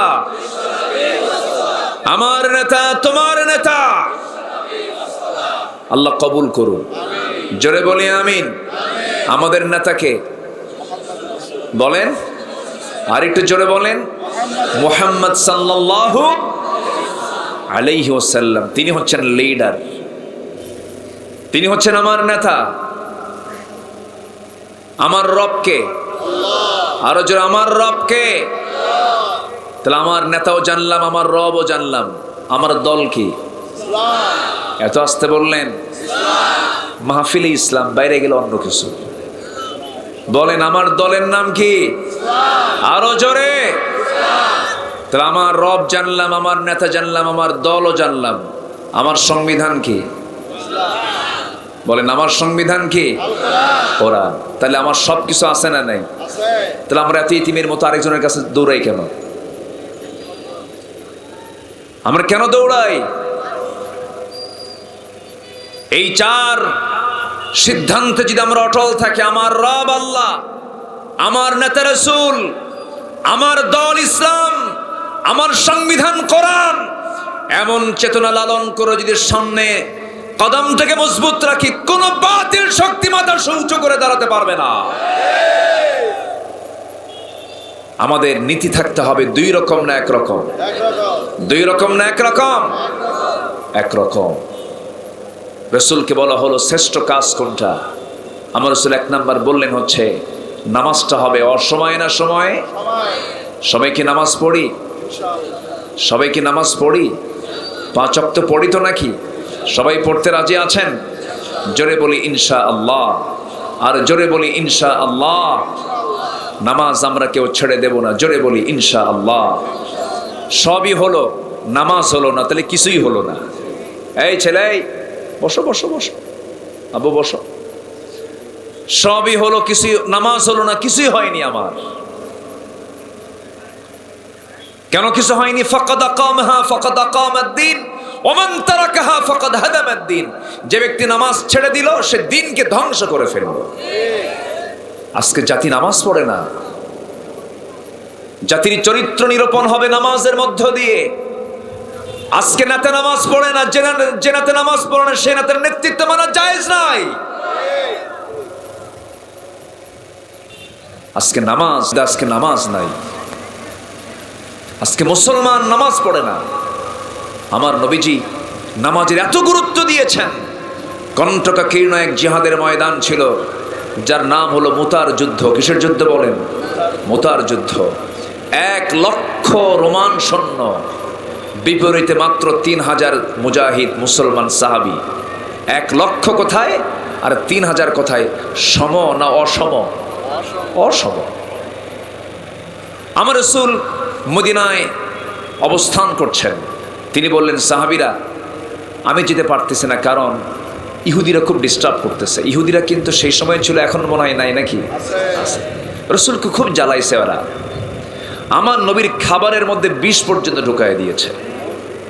এত খারাপ, এত জঘন্য একটা জাতির নাম হলো ইহুদি। আজকে গোটা পৃথিবীকে অস্থির করে রেখেছে এই যুদ্ধবাজ ইসরায়েল। ফিলিস্তিনকে একটা মৃত্যুপুরী বানিয়ে ছেড়েছে। রীতিমতো মুহুর্মুহু এই বম্বিং করে শেষ করে দিচ্ছে। লক্ষ লক্ষ ফিলিস্তিনি শিশুকে তারা হত্যা করেছে। সম্মানিত ভাইয়েরা, সেই ইহুদিরা আজীবন মুসলমানদের শত্রু ছিল। এখনো কি? এখনো কি বলেন? সামনেও এরাই থাকবে। এদেরকে চিহ্নিত করতে হবে। এরা কোনোদিন মুসলমানদের বন্ধু হতে পারে না। সম্মানিত ভাইয়েরা, আমার রাসূল বললেন আমি যেতে পারবো না, কারণ ইহুদিরা খুব ডিস্টার্ব করছে, বনু নাজির, বনু কুরাইজা, বনু কাইনুকা, এরা সব জ্বালাচ্ছে, আমি যাব না, আমি সেনাপতি নিযুক্ত করে দিচ্ছি। আমার নবীজি সাহাবে কেরামকে ডাকলেন, সাহাবীরা কে আছো, আমার দিকে আসো। 3000 সাহাবী নবীর সামনে দাঁড়ায় গেলেন। লাব্বাইক ইয়া রাসূলুল্লাহ, আপনি কি বলবেন বলুন। রাসূল বললেন, শোনো, সব যুদ্ধে আমি অংশগ্রহণ করি, বদরে গেলাম, উহুদে গেলাম, খন্দকে গেলাম, মুতার যুদ্ধে যেতে পারছি না, মদিনায় আমার জরুরি কাজ আছে, আমি সেনাপতি নিযুক্ত করে দিচ্ছি। সাহাবীরা, আমার কলিজার টুকরা, আমার পালক পুত্র যায়েদ বিন হারিস, এই দিকে আসো, আমি তোমাকে 1 নাম্বার সেনাপতি বানায় দিলাম। জাফর, এই দিকে আসো, আমি তোমাকে 2 নাম্বার সেনাপতি বানায় দিলাম। আব্দুল্লাহ বিন রাওহা, আমার কলিজার টুকরা সাহাবী, এই দিকে আসো, আমি তোমাকে 3 নাম্বার সেনাপতি বানায় দিলাম। ও আমার সাহাবীরা, এই 3 সেনাপতির ভিতরে যদি 3 জনের ইন্তেকাল হয়ে যায়, শাহাদত যদি হয়ে যায়, উপস্থিত তোমাদের মধ্য থেকে তোমরা একজন সেনাপতি নিযুক্ত করে নেবে। এই কথা বলার সঙ্গে সঙ্গেই মুনাফিকদের টনক নড়ে গেছে। মুনাফিকরা নিশ্চিত হয়ে যাচ্ছে যে 3 জনের একজনও বাঁচবে না, সাধারণ সেনাপতি হয় 1 জন নিযুক্ত হয়, সেখানে 3 জন হয়েছে। মুনাফিকদের বুদ্ধি কম চলে, বেশি চলে। আমার নবীজি এই ঘোষণার সঙ্গে সঙ্গে এই 3 জন সেনাপতির চেহারাটা হাস্যোজ্জ্বল হয়ে গেল। পেছন থেকে মুনাফিকরা কানে কানে বলতেছে, জাফর বিন আবু তালিব, যায়েদ বিন হারিস, আব্দুল্লাহ বিন রাওহা, যুদ্ধে যাইও না, কারণ তোমরা শহীদ হয়ে যাবে, 3 জনই মারা যাবে। সঙ্গে সঙ্গে 3 জন সেনাপতি বলে ফেলতেছেন, মুনাফিকের বাচ্চারা, আমাদেরকে যতই মৃত্যুর ভয় দেখাও, নাকের মধ্যে আমরা জান্নাতের ঘ্রাণ পেতেছি। আমার বন্ধুগণ, যায়েদ বিন হারিস নবীর সামনে দাঁড়ানো। রাসূল বলেন, যায়েদ, তুমি তোমার পরিবারের কাছ থেকে বিদায় নিয়ে আসো। তিনি বললেন, ইয়া রাসূলুল্লাহ, আমি আর যাব কোথায়, আমার যাওয়ার সময় নেই, আমার যাওয়ার কোনো ইচ্ছাও নেই, আপনি আমার জন্য দোয়া করেন, সরাসরি যুদ্ধে অংশগ্রহণ করব, কারণ আমার নাকের মধ্যে আমি জান্নাতের ঘ্রাণ পেয়ে গেছি। আমি চলে গেলাম যুদ্ধের ময়দানে। 2 নম্বর সেনাপতি জাফর ইবনে আবু তালিব। রাসূল বলেন, জাফর, আবিসিনিয়া থেকে সবে মাত্র তুমি মদিনায় ইন করেছো, পরিবারকে সময় দিতে পারো নাই, তুমি আমার আগে হিজরত করেছো আবিসিনিয়াতে, অতএব তুমি যাও, তোমার পরিবারের কাছ থেকে বিদায় নিয়ে আসো। সাইয়্যিদিনা জাফর বিন আবু তালিব, আমার নবীর আপন চাচাতো ভাই, তিনি পরিবারের কাছে গেলেন, সালাম বিনিময় করলেন। সন্তান 2টা ছেলে কোলের মধ্যে নিয়ে গল্প করতে করতে স্ত্রীকে মুচকি হাসি মেরে বলছেন, স্ত্রী, আমার জন্য দোয়া করো, মুতার যুদ্ধের ডাক চলে এসেছে, আমি যুদ্ধে অংশগ্রহণ করছি, আমার জন্য দোয়া করো, আমি যেন শহীদ হয়ে যাই, আর তোমার সঙ্গে আমার সাক্ষাৎ হবে এরপরে জান্নাতের সিঁড়িতে। এই কথা বলা মাত্রই জাফর বিন আবু তালিবের স্ত্রী অশ্রু মাখা চেহারা নিয়ে, অশ্রুপূর্ণ চক্ষু নিয়ে কেঁদে কেঁদে বলছেন, আমার স্বামী গো, আমি আপনার জন্য এমনটা দোয়া করতে পারবো না, আমি আপনার জন্য দোয়া করি আপনি শহীদ হয়ে নাই, গাজী হয়ে যুদ্ধের ময়দান থেকে ফিরে আসেন। এই যে সন্তানগুলো আপনি মারা গেলে এতিম হয়ে যাবে, আমি আপনার জন্য আজকে গাজীর দোয়া করব। সঙ্গে সঙ্গে জাফর বিন আবু তালিব খেপে গেলেন, রেগে গেলেন, মনক্ষুণ্ণ হলেন। তরবারি চট করে বের করে উল্টা দিক দিয়ে স্ত্রীর হাতে মৃদু আঘাত করে বলছেন, স্ত্রী, আমি তোমার গায়ে যে আঘাত করলাম, তোমার হাতটা কাটছে নাকি? না, কাটে নাই। কেন কাটলো না? উল্টা করে মেরেছেন, এই জন্য কাটে নাই। সঙ্গে সঙ্গে জাফর বলছেন, স্ত্রী, আমার জন্য আজকে তুমি যতই দোয়া করো না কেন, সেই দোয়াগুলো উল্টা দোয়া, কারণ আমি নিশ্চিত আমি শহীদ হয়ে যাব, আমার আগে একজন সেনাপতি, পরে একজন সেনাপতি, আর নাকের মধ্যে আমার আল্লাহ জান্নাতের ঘ্রাণ ঢুকায় দিয়েছে। এই কথা বলেই জাফর বিন আবু তালিব জিহাদি তামান্না লালন করে ওই যে ঘর থেকে বের হয়েছেন, পিছন থেকে সন্তানগুলো কাটা কবুতরের মতো ছটফট করে আব্বা আব্বা বলে ডাকে। একটা বারের জন্য তিনি ফিরে তাকালেন না। যুদ্ধে ঝাঁপিয়ে পড়লেন জাফর, শাহাদত বরণ করলেন জাফর। যায়েদ বিন হারিস অংশগ্রহণ করলেন, জিহাদের শাহাদত বরণ করলেন তিনি। আব্দুল্লাহ বিন রাওহা, রাসূল বললেন যাও পরিবারের কাছ থেকে বিদায় নিয়ে আসো। নতুন বিয়ে করেছেন, দুপুরবেলা বিকেলবেলা বাসর রাত। স্ত্রী দরজার কাছে গিয়ে দরজায় নক করলেন, পিছন দিকে শিকল লাগায় দিয়ে বলছেন, স্ত্রী দরজা খোলার কোনো সুযোগ না, আমিও ভিতরে ঢুকবো না, তুমিও বাইরে বের হওয়ার সুযোগ পাবে না, সময়টা ক্ষেপণ হয়ে যাবে, এই জন্য আমি তোমার কাছে বিদায় নিতে এসেছি। তুমি আমার জন্য দোয়া করো, আমি যেন শহীদ হয়ে আল্লাহর জান্নাতে চলে যাই। স্ত্রী বলছেন, স্বামী আমার, আল্লাহর কসম করে বলি সময়টা আমি আপনার নষ্ট করব না, প্রেম নিবেদনও করব না, কিন্তু একটা বার কি আমাকে দেখার সুযোগ দিবেন না? আপনি যে আমার স্বামী, কেন কিয়ামতের দিন যেন আমি আপনাকে অসংখ্য লোকের মাঝে যেন স্বামী হিসাবে চিনতে পারি।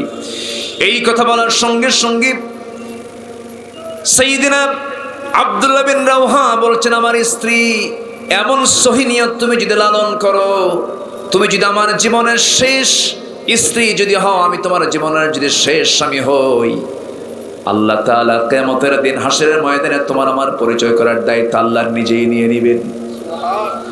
স্ত্রীকে বিদায় দিলেন, যুদ্ধে ঝাঁপিয়ে পড়লেন, 3 সেনাপতি পরপর দুনিয়া থেকে বিদায় নিয়ে নিলেন। আব্দুল্লাহ বিন রাওহা কালিমার ঝান্ডা ধরেছিলেন, ডান হাত কেটেছে, বাম হাতে কালিমার ঝান্ডা নিয়েছেন, বাম হাত কেটে ফেলে দিয়েছে, 2 বাহু দিয়ে মুখের মধ্যে কালিমার ঝান্ডা কামড় মেরে ধরেছেন, মস্তকটা তারা কেটে ফেলে দিয়েছে, কিন্তু দূর থেকে দেখা যায় আব্দুল্লাহ বিন রাওহা কালিমার ঝান্ডা তিনি কামড় মেরে ধরে আছেন। ইসলামের ঝান্ডা, ইসলামের পতাকাটা আসমানমুখী হয়ে আছে। পরবর্তী সেনাপতি খালিদ সাইফুল্লাহ খালিদ বিন ওয়ালিদ রাদিয়াল্লাহু তাআলা আনহু দূর থেকে লক্ষ্য করে দেখেন কে যেন কালিমার ঝান্ডা ধরে আছে, এসে দেখেন কেউ ধরে নাই। 3 নম্বর সেনাপতি আব্দুল্লাহ বিন রাওহা তিনি কালিমার ঝান্ডাটা মুখের মধ্যে কামড় মেরে ধরে আছেন। টান মারলেন, মস্তক সহ চলে আসি, কানের মধ্যে মুখ ঢুকিয়ে বলছেন, ভাই আব্দুল্লাহ, আমি হলাম 4র্থ নম্বর সেনাপতি খালিদ বিন ওয়ালিদ। সঙ্গে সঙ্গে মুখটা হা হয়ে গেল, ফাঁকা হলো। কালিমার ঝান্ডা হাতের মধ্যে নিয়ে 3000 সৈন্য নিয়ে খালিদ বিন ওয়ালিদ যুদ্ধ শুরু করে দিলেন। তিনি একাই 8টা তরবারি ভেঙে চুরমার করলেন। সেই যুদ্ধে মুসলমানদের বিজয় হয়ে গেল। 1 লক্ষ রোমান সৈন্যকে পরাজিত করে খালিদ বিন ওয়ালিদ যখন মুতার প্রান্তর থেকে যখন রওনা দিয়ে যখন মদিনার মসজিদ নববীর সামনে গিয়ে দাঁড়ালেন, আমার নবীজি কথাগুলো শুনলেন। আমার নবীজি কোনো কথা আগে না শুনে বলছেন, সাহাবীরা যুদ্ধে অংশগ্রহণ করেছে ভালো কথা, যুদ্ধে বিজয় হয়েছে তাও ভালো কথা, কিন্তু আমার একটা কথা শুনে নাও, তোমাদের কি নামাজটা ঠিক মতো আদায় হয়েছে কিনা? নামাজের গুরুত্ব আছে না নাই? আসতে বলবেন না, আছে না নাই? নামাজটা পড়বো আমরা, জোরে বলি ইনশাআল্লাহ, আরো জোরে বলি ইনশাআল্লাহ। নাম্বার 2 হলো রাসূল বলেন বিররুল ওয়ালিদাইন, পিতামাতার সঙ্গে সুন্দর আচরণ করা।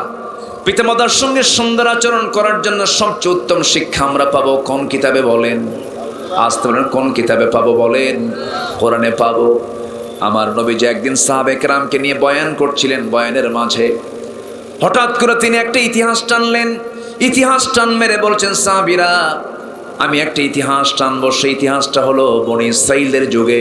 বনি ইসরাঈলদের সময়ে 3 জন যুবক, তারা খুব আল্লাহর পছন্দের বান্দা ছিল। এই 3 বনি ইসরাঈলের যুবক একসঙ্গে তারা রওনা দিল, কোন একটা উদ্দেশ্যে বের হয়েছে। হঠাৎ করে ঝড় শুরু হয়ে গেল চতুর্দিকে। সেই ঝড়ের কবলে পড়ার সঙ্গে সঙ্গে এই 3 জন যুবক তারা করলো কি, একটা পাহাড়িয়া গর্তের মধ্যে তারা আশ্রয় নিল ঝড় থেকে বাঁচার জন্য। গর্তের মধ্যে আশ্রয় নেওয়ার সঙ্গে সঙ্গে প্রবল বর্ষণ শুরু হলো, বৃষ্টি শুরু হলো। উপর থেকে একটা বড় ওজনের পাথর, যে গর্তের মধ্যে তারা আশ্রয় নিয়েছে, গুহার মধ্যে আশ্রয় নিয়েছে, সেই গুহার মুখে যখন আটকে গেল, বড় একটা পাথর আটকে গেছে, তারা নিশ্চিত হয়ে গেল এই জায়গা থেকে বাঁচার কোনো উপায় নাই, মরণ ছাড়া কোনো উপায় আমাদের আর নাই, মরে যাচ্ছি আমরা। চেহারাটা ছোট হয়ে গেল, ভীত সন্ত্রস্ত চেহারা হয়ে গেল।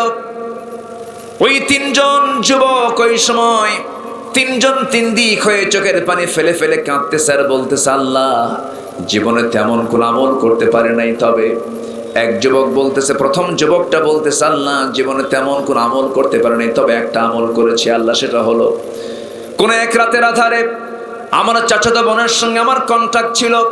ওর সঙ্গে আমার একটা গুড সম্পর্ক ছিল। সেই সম্পর্কের সুবাদে আগের থেকেই কথাবার্তা ওকে ছিল, পাকাপোক্ত ছিল। আমি তার ঘরের মধ্যে ঢুকলাম জেনার উদ্দেশ্যে, জেনা করব। আমি আমার নিজের দেহটা তার দেহের উপরে নিয়েছি, জেনার কাজ শুরু করবো। এমন সময় আমার সেই চাচাতো বোনটা বলতেছে, ভাই রে, জেনা আমরা শুরু করে দিচ্ছি, জেনা করব আমরা। আমাদের পৃথিবীর কোনো মানুষ আমাদেরকে দেখবে না, কিন্তু ভাই আল্লাহর কসম করে বলি, যেখানে দুজন সেখানে তৃতীয় জন আমার কে? আমার বোনটা যখন আমাকে সতর্ক করে দিল, সঙ্গে সঙ্গে আমার ভিতরেও আল্লাহ তোমার ভয়টা জাগ্রত হয়ে গেল। আমি জেনা থেকে নিজেকে গুটিয়ে নিলাম, জেনা থেকে নিজেকে গুটিয়ে রেখে সেখান থেকে উঠে দাঁড়ালাম। জেনা না করে চোখের পানি ফেলতে ফেলতে তোমার কাছে মাফ চেয়ে নিয়েছি। আল্লাহ গো, ওই রাতের এতটুকুন স্যাক্রিফাইস, এতটুকুন তোমার ভয়টা তোমার কাছে যদি পছন্দ হয়, তোমার ভয় জেনা করি নাই, এই বিপদ থেকে তুমি আল্লাহ আমাকে বাঁচায় দাও। সঙ্গে সঙ্গে দেখা গেল পাহাড়ের সেই গর্তের মুখ থেকে, ওই পাহাড়ের সেই গর্তের মুখ থেকে বড় ওজনের পাথরটা একটু সরে গেল। দ্বিতীয় যুবকটা দোয়া করে, আল্লাহ আমার বাড়িতে লেবার কাজ করেছে, শ্রমিকের পাওনা সন্ধ্যায় দেব, সন্ধ্যায় দিতে পারি নাই। ওই শ্রমিকটা আমার কাছ থেকে শ্রমিকের পাওনা না নিয়ে সে চলে যায়। সেই পাওনাটা আমার কাছে আমি এমনি রেখে দেই নাই। সেই শ্রমিকের সেই পাওনা টাকা দিয়ে আমি একটা ছাগল কিনেছিলাম। সেই ছাগি থেকে বহু ছাগলের বাচ্চা জন্ম নেয়, ছাগল পাল হয়ে যায়। বহুদিন পর যখন সে আমার কাছে সেই শ্রমের পাওনা যখন নিতে আসে, আমি তাকে সেই পাওনাটা না দিয়া তার সেই শ্রমিকের সেই ন্যায্য শ্রমের টাকা দিয়ে যে কেনা ছাগলটা, সেই ছাগল থেকে যে ছাগল পাল হয়েছে, টোটালটা আমানত মনে করে আমি টোটাল ছাগল পাল আমি তার হাতে দিয়ে দিয়েছি। আল্লাহ, তুমি যদি আমার এই আমানতটাকে যদি কবুল করে নাও, আমানতদারিকে তোমার যদি পছন্দ হয়, মেহেরবানি করে বিপদ থেকে বাঁচায় দাও। সঙ্গে সঙ্গে দেখা গেল পাহাড়ের মুখ থেকে পাথরটা আরেকটু সরে চলে গেছে। তৃতীয় যুবকটা দোয়া করে, আল্লাহ জীবনে তেমন কোন আমল করতে পারে নাই, তবে একটা রাতের কথা বলি আল্লাহ, যে রাত্রিতে আমি গভীর রাত্রিতে বাড়িতে ফিরলাম, ক্লান্ত শ্রান্ত দেহ, ওযু বানালাম, নামাজে দাঁড়ালাম, আমার স্ত্রী আমার সামনে এক গ্লাস গরম দুধ আমার সামনে হাজির করলো। সেই দুধটা আমার হাতে দিল আমাকে পান করার জন্য। আমি পান করলাম না। আমার মেয়ে চাইলো, মেয়েকেও দিলাম না। আমার বৃদ্ধা মার কথা মনে হয়ে গেল। আমি না পান করে আমার সন্তানটা কাঁদতেছে দুধ খাওয়ার জন্য, তাকে না দিয়া আমার মার ঘরের সামনে দাঁড়ায় আমাকে সুন্দর করে উঠায় বসায় দিয়া, ঘুম থেকে জাগায় দিয়া মাকে আমি তৃপ্তি ভরে আমার হাতে আমি দুধটা পান করায় দিয়েছি মাকে। আল্লাহ গো, এতটুকুন ভাঙ্গাচোরা খেদমত তোমার যদি কবুল হয়, বিপদ থেকে তুমি আল্লাহ আমাকে বাঁচায়া দাও। এই যুবক যখন দোয়া করেছে, ওই পাহাড়ের মুখ থেকে, গুহার মুখ থেকে টোটাল পাথর সরে গেছে। তিনজন যুবক ওই বিপদ থেকে তারা উদ্ধার পেয়ে গেল। মাঝখান থেকে আমরা শিক্ষা নিয়ে নিলাম কয়টা বলেন? আসতে বলবেন না, কয়টা শিক্ষা নিলাম আমরা? নাম্বার 1 হলো, যুবকরা জেনার কাছে যাওয়া যাবে না, অবৈধ সম্পর্ক করা যাবে না। বিবাহ পূর্ব কোনো প্রেম হয় না, বিবাহ পূর্ব হয় জেনা, ঠিক কিনা? বিবাহ পূর্ব কি হয়? জেনা। বিবাহ পূর্ব কোনো প্রেম হয় না। অনেকে বলে, হুজুর আমাদের না লাভ ম্যারেজ। এটা লাভ ম্যারেজ না কুত্তা ম্যারেজ? ওটা কি লাভ ম্যারেজ? এগুলো বদমাইশি। এগুলো বিবাহ পূর্ব কোনো প্রেম হয় না, এটা ভুল কথা। বিবাহ পূর্ব কোনো প্রেম শব্দ নাই। বিয়ের আগে প্রেম না বিয়ের পরে প্রেম? আসতে কয়, বিয়ের আগে না বিয়ের পরে? পরে। আজকে নাটকগুলো, সিনেমাগুলো জেনা শিখায়, আকাম কুকাম শিখায়। মুসলিম জীবনে একজনই গার্লফ্রেন্ড থাকবে, তার নাম বউ। মুসলিম জীবনে একজনই বয়ফ্রেন্ড থাকবে, তার নাম স্বামী। কিন্তু এখন বয়ফ্রেন্ড আর গার্লফ্রেন্ড আছে না নাই? আছে সব। কি কি কি পার্ক? শিশু পার্ক। হ্যাঁ, শিশু পার্কে গিয়ে সব আড্ডা মারে। নাম দিছে শিশু পার্ক, বসে থাকে শিশুর খালারা, ঠিক কিনা? এগুলো বন্ধ, ওয়াজ দিয়ে হবে না। এগুলো ওয়াজ দিয়ে বন্ধ হবে না। সুদের কারবার ওয়াজ দিয়ে বন্ধ হবে না। জেনার কারবার ওয়াজ দিয়ে বন্ধ হবে না। মদের দোকান ওয়াজ দিয়ে বন্ধ হবে না। এগুলো আইন করে বন্ধ করতে হবে মুসলমান। এর জন্য প্রতিবাদ করার দরকার আছে না নাই? এর জন্য সংঘবদ্ধ হওয়ার দরকার আছে না নাই? এর জন্য জিহাদি তামান্নার দরকার আছে না নাই? আমরা তো জন্মসূত্রে মুসলমান হয়েছি, কিন্তু সাহাবীরা যেই মুসলমান, তারা কি জন্মসূত্রে জন্মসূত্রে মুসলমান হয়েছেন? আবু বকর তার বাবা কাফের, ওমর তার বাবা খাত্তাব কাফের, ওসমান তার বাবা ঈমান হারা। ম্যাক্সিমাম সাহাবী তাদের বাপকে তার ঈমানদার পান নাই, তারা ঈমান এনেছেন, তারা ঈমান এনেছেন। আমাদের বাপও মুসলমান, আমরাও মুসলমান। আমরা কি ঈমান এনেছি না ঈমান পাইছি? ঈমান এনেছি না ঈমান পাইছি আমরা? এই জন্য তো এই দশা। ঈমান আনতে যে কি কষ্ট করতে হয়।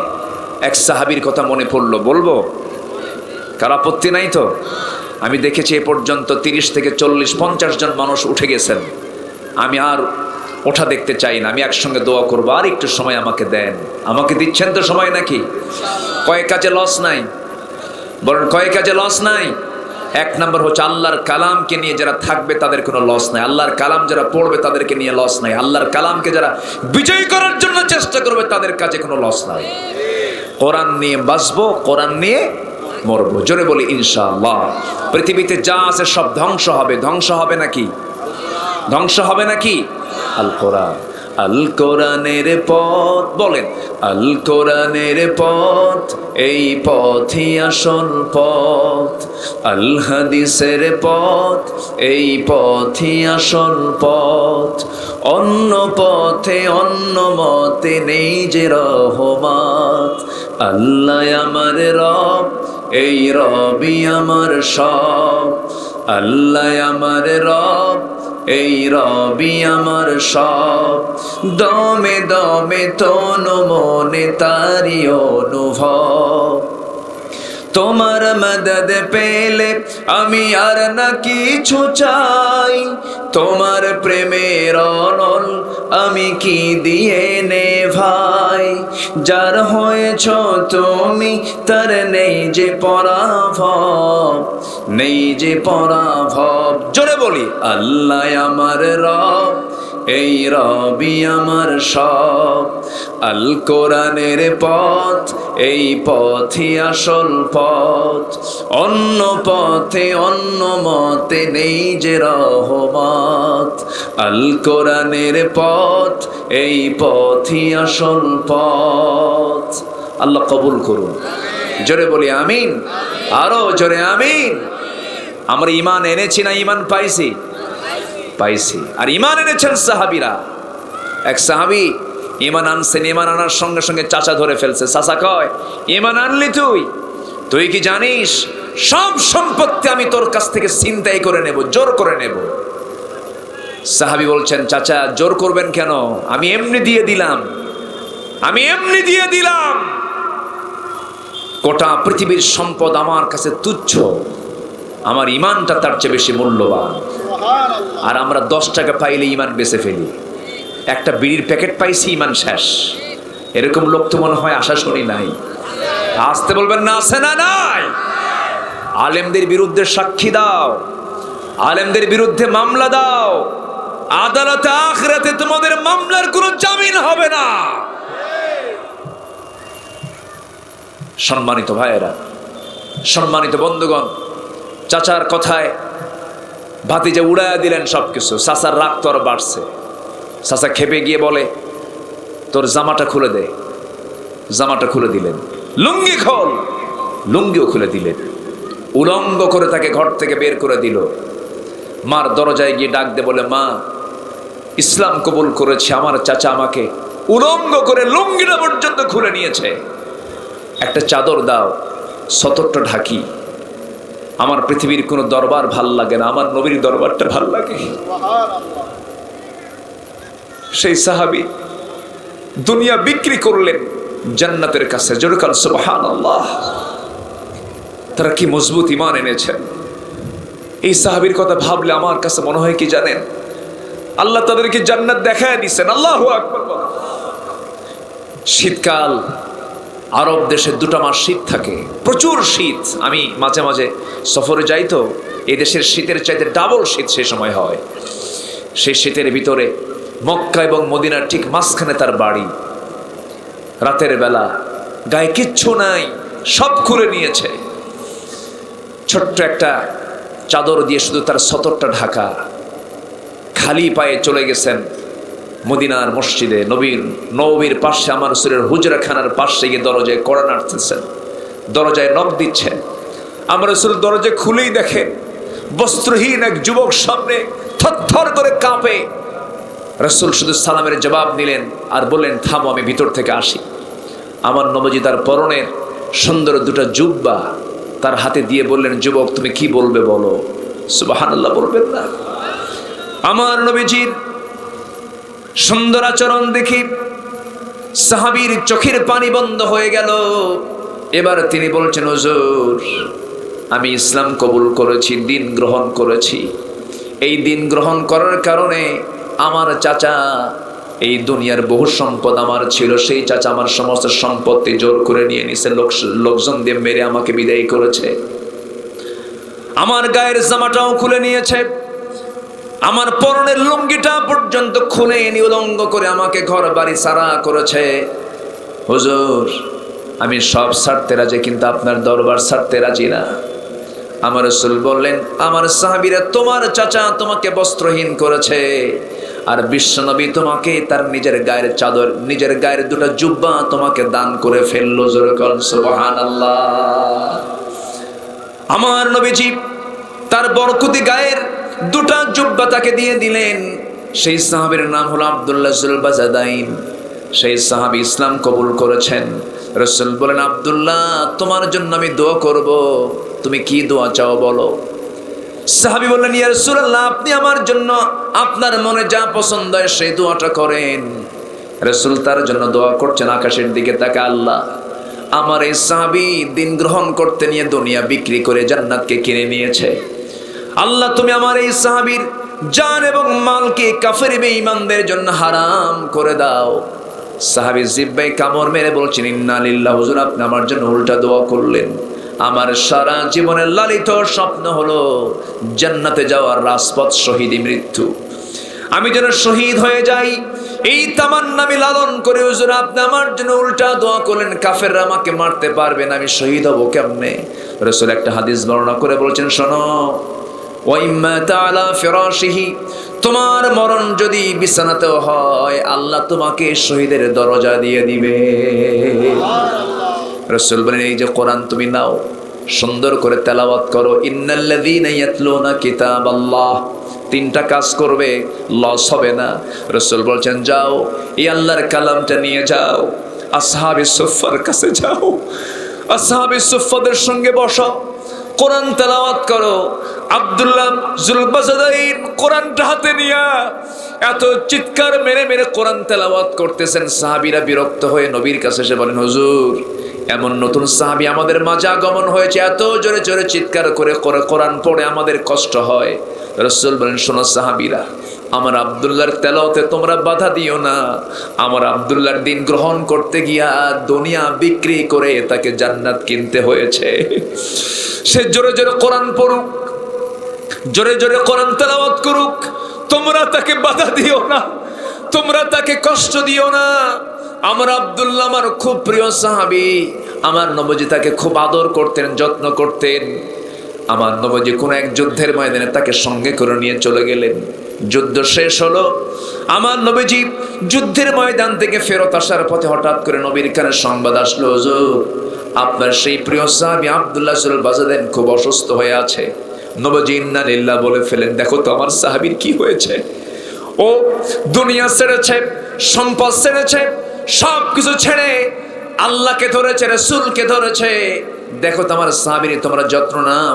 3টা দিন পরে রাসূলের কাছে এসে বলছে, হুজুর অনেক চেষ্টা করলাম, আব্দুল্লাহর বেচারাই দুনিয়া থেকে বিদায় নিয়েছে। রাসূল বললেন, সাহাবীরা রে, আমার আব্দুল্লাহর জানাজার আয়োজন করো, জানাজা কেউ পড়াবে না। আমার আব্দুল্লাহর জানাজার দায়িত্ব আমি কাউকে না দিয়ে আমি রাসূল নিজেই তার জানাজার দায়িত্ব গ্রহণ করলাম। আমার নবীজি জানাজার প্রস্তুতি নিয়ে নিলেন, লাশ সামনে, আমার নবীজি জানাজায় দাঁড়ায় গেলেন। জানাজা সম্পন্ন করা হলো, সাহাবায়ে কেরাম লাশ নিয়ে যাচ্ছে, তাকে দাফন করা হবে। রাসূল বলেন, সাহাবীরা আমার আব্দুল্লাহর লাশটা তোমরা কোথায় দাফন করবে বলো হুজুর? ওই যে দুই পাহাড়ের ঠিক মাঝখানে আমরা কবর খনন করেছি, ওই জায়গায়। রাসূল বললেন তোমরা আমাকে নিয়ে যাবে। সব কবরে আমি নামতে পারি না, কিন্তু আজকে আব্দুল্লাহর কবরে আমি কাউকে নামতে দেব না, আমি আগে নামবো। আমার নবীজি নিজে চলে গেলেন, জানাজা নিজে পড়ালেন, কবরের সামনে দাঁড়ালেন, কবরের সামনে দাঁড়ায়া কবরের মাটিতে নামলেন। আস্তে করে ডাক দিচ্ছেন, আমার আবু বকর তুমি কোথায়? এইদিকে আসো, আমার ডানে নামো। আমার ওমর তুমি কোথায়? আমার বামে নামো। ওমরকে বামে নামায়া দিলেন। আমার প্রিয় সাহাবী, বাল্যদিনের বন্ধু আমার নবীজি আবু বকরকে ডান পাশে নামায়া দিলেন। বলছেন সাহাবীরা, আমার কলেজার টুকরা সাহাবী আব্দুল্লাহর লাশটা আমার হাতে তুলে দে তোরা। আমার নবীজি নিজের হাতে তুলে নিলেন। তুলে নিয়ে বলছেন আবু বকর মাথাটা ধরো, ওমর পাটা ধরো। কবরে শোয়া দিলেন। কবরে শোয়া দিয়া বুকের উপরে হাত রেখে বলছেন, ও আকাশের মালিক আল্লাহ, আমার আব্দুল্লাহ আজকে দিন মানতে নিয়ে দুনিয়া বিক্রি করে দিয়েছে। আমার আব্দুল্লাহর বড় শখ ছিল শহীদে মৃত্যু, কিন্তু আমি রাসূল তোমাকে বলতে চাই আল্লাহ, এই মুহূর্ত পর্যন্ত আমি বিশ্বনবী এই সাহাবীর উপর আমি রাজি আছি, তুমি আল্লাহ রাজি হয়ে যাও। আমার নবীজি এমন দোয়া যখন করছিলেন, পাশে একজন দাঁড়িয়ে থাকা সাহাবী সাদ বিন আবি ওয়াক্কাস রাদিয়াল্লাহু তাআলা আনহু চোখের পানি ফেলতে ফেলতে চিৎকার মেরে মেরে পাগলের মতো বলতেছে, আকাশের মালিক আল্লাহ, আমার মতো পোড়া কপাল বান্দা দুনিয়াতে নাই রে।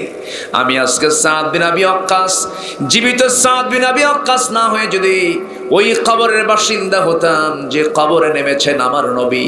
আমার নবী শুধু নামেন নাই, কবরে নেমেছেন নবীর পরের দুজন শ্রেষ্ঠ মানুষ আবু বকর ওমর। ওই কবরবাসীর ভাগ্য কত না ভালো যে কবরের বাসিন্দা আব্দুল্লাহ হয়ে তার কবরের সমেত করতে এসেছেন পৃথিবীর তিনজন শ্রেষ্ঠ মানুষ। আল্লাহু আকবার। আমার ভাইয়েরা, আমার বন্ধুগণ, এই দুনিয়া ছেড়ে যেহেতু যেতেই হবে, কোরআনটার সঙ্গে আমরা সম্পর্ক রাখবো, কোরআনের সঙ্গে আমরা জীবনটা গড়বো। দুনিয়াকে বিক্রি করব, দুনিয়াকে সব মাইনাস করে ফেলবো। আল্লাহর সন্তুষ্টির জন্য আমাদের টার্গেট হবে দুনিয়া না আখিরাত। স্বপ্ন গড়বো আমরা দুনিয়ার না আখিরাতের। আখিরাতের স্বপ্নটা আমরা গড়বো। আমরা তো চিন্তা করি না, আমরা তো একটু ভেবেও দেখি না, দাদা গেছে, দাদি গেছে, নানা গেছে, নানি গেছে, প্রতিবেশী চলে গেছে, আমিও যাব, আপনিও যাবেন। ফেরাউন নাই, মুসা নাই, ইব্রাহিম নাই, নমরুদ নাই, কিন্তু ইব্রাহিম তো আল্লাহর পছন্দের বান্দা, নমরুদ তো জাহান্নামের বাসিন্দা। আমরা কি নমরুদের দলে যেতে চাই না ইব্রাহিমের দলে যেতে চাই? ইব্রাহিমের দলে যেতে হলে ইব্রাহিমের দলকে লালন করতে হবে, মুসার দলে যেতে হলে মুসার দলকে লালন করতে হবে। আল্লাহ রাব্বুল আলামিন বলছেন তিনটা কাজ করো, জান্নাতটা বুঝে নাও, লস পাবে না, মহালাভে লাভবান হয়ে যাবে। আল্লাহ এই জন্য সুন্দর করে বলছেন, নাম্বার 1 হলো ইন্নাল্লাযীনা ইয়াতলুনা কিতাবাল্লাহ, আল্লাহর কালাম যারা সুন্দর করে তেলাওয়াত করবে, সুন্দর করে যারা পড়বে, তিলাওয়াত, দিরাসাত, তাদাব্বুর সবগুলো যারা করবে। নাম্বার 2 হলো ওয়া আকামুস সালাহ, যারা নামাজটাকে কায়েম করবে। এতক্ষণ আমি নামাজ আদায়ের ব্যাপারে বলেছি, আল্লাহ রাব্বুল আলামিন এখানে বলছেন নামাজ আদায় না নামাজ কায়েম। বলেন নামাজ আদায় না নামাজ কায়েম? নামাজ গোটা কোরআন খুঁজে পাবেন এক জায়গায় নামাজ পড়ো, ফাসাল্লি লিরাব্বিকা ওয়ানহার, নামাজ পড়ো একটা জায়গায় হুকুম আসছে। আর নামাজ কায়েমের কথা আসছে একবার না বারবার। আসতে বলবেন না, একবার না বারবার এসেছে। বারবার এসেছে কারণ নামাজ পড়বে এটা ব্যক্তিগত কাজ, আর নামাজ কায়েম করলে সামষ্টিক কাজ। আল্লাহ তাআলা বলছেন রাষ্ট্রীয় ক্ষমতা যারা পাবে তারা 4টা আইন কাজে জারি করবে। 1 নাম্বার, তারা নামাজ কায়েম করবে। নামাজ থাকবে যেখানে, নামাজ কায়েম যেখানে, সুদ থাকবে না সেখানে। আমরা কি চাই এমন পরিবেশ হোক? আমরা কি সবাই চাই এমন পরিবেশ হোক? সেই পরিবেশ যদি পেতে চাই, অবশ্যই বাতিলদের মোকাবেলা আমাদের করার দরকার আছে না নাই? আসতে বলবেন না, আছে না নাই? দিন কায়েমের জন্য, নামাজ কায়েমের জন্য যদি নবজির দাঁত যদি ভাঙতে হয়, নবজির কপালে রক্ত যদি ঝরাতে হয়, নবজির বুকে রক্ত যদি ঝরাতে হয়, নবজির হাতে রক্ত যদি ঝরাতে হয়, আমাদেরকেও জানমাল কোরবানি করার মানসিকতা আনার দরকার আছে না নাই? সেই জিহাদি তামান্না লালন করেন কারা কারা? একটা হাত তুলে দেখান তো দেখি। নারে তাকবীর, নারে তাকবীর।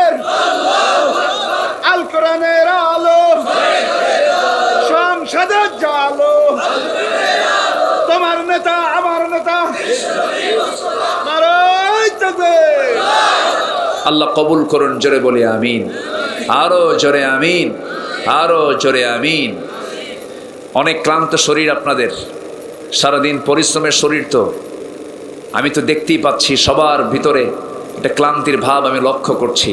হয়তো আমার সম্মানে, কোরআনের সম্মান আপনারা বসে আছেন। দোয়া করে দিই, আলোচনা চালাবো, আলোচনা চালাবো, আলোচনা চলুক। হুজুর মরুক, হুজুরও বাসুক। জি বলি আলহামদুলিল্লাহ। খুব সুন্দর। আপনার ফজর কি পড়বো আমরা? ফজর পড়বেন কারা কারা একটু হাত তুলে দেখেন তো দেখি।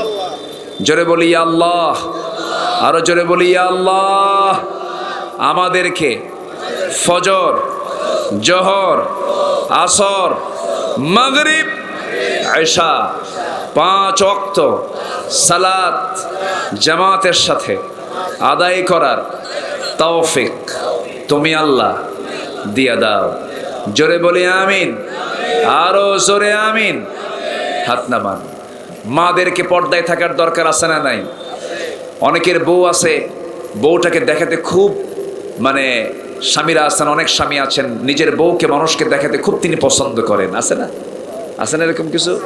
হ্যাঁ, বউকে সুন্দর করে হোন্ডার পেছনে নিয়ে ঘুরায়, আবার ফেসবুকে পোস্ট করে, প্রিয় বন্ধুরা আসুন আমরা জামাতের সঙ্গে আমার বউটাকে দেখি।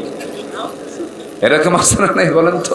আচ্ছা, এগুলো নোংরামি, এগুলো হারাম কাজ, এগুলো নিন্দনীয় কাজ।